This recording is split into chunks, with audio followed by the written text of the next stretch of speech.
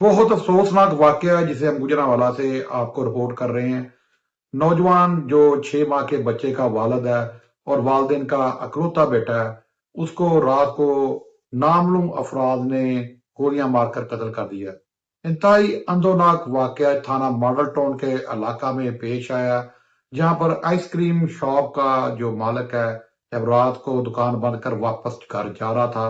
تو چاندنی چوک میں اسے نامعلوم افراد نے فائرنگ کر کے قتل کر دیا۔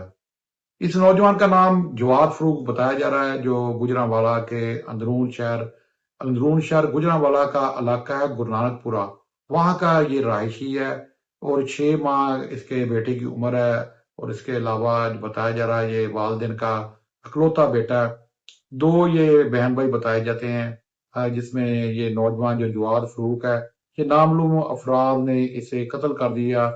انتہائی اندوناک واقعہ ہے، اس پر ہر آنکھ اشک بار تھی۔ آپ کو بتائیں کہ اس حوالے سے جو ہمارے ان کے لواحقین سے بات ہوئی تو ان کا یہی کہنا تھا کہ جو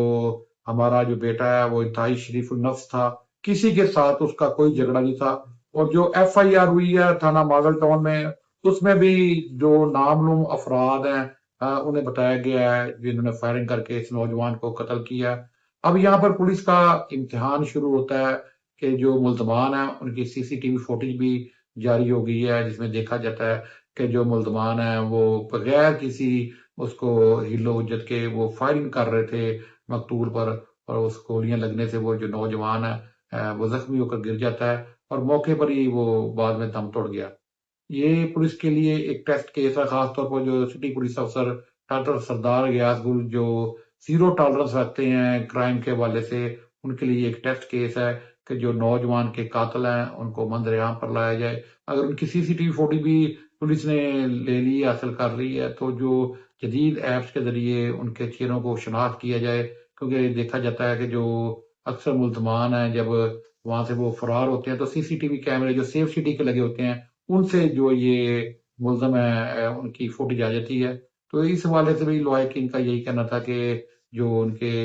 بیٹے کے جو قاتل ہیں ان کو جلد از جلد کیفر کردار تک پہنچائے۔ یہ انتہائی افسوسناک خبر تھی جسے ہم گجرانوالہ سے آپ کو آگاہ کر رہے ہیں، اور اس حوالے سے جو ہمارے پاس مزید خبریں ہوں گی ہم گجرانوالہ نیوز پوائنٹ پر شیئر کرتے رہیں گے۔ اس وقت تک کے لیے اللہ حافظ۔